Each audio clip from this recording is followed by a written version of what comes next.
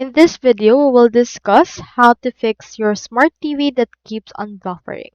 So if your smart TV is still buffering on and on for how many long, what you can do is you can actually just go over it and then try to use or try to make use of this article. So the hidden problem may be a weak Wi-Fi on your smart TV. So it can be because of your poor placement of your manufacturers or outdated software.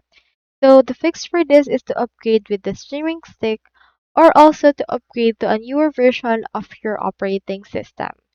So if you actually decided to buy a new TV, this is actually quite costly. So that's why you can upgrade with the streaming stick like Amazon Fire TV Stick or Roku Streaming Stick.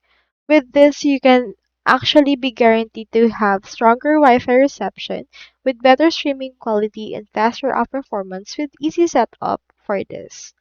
So that's all there is today, and I hope this video helped you out.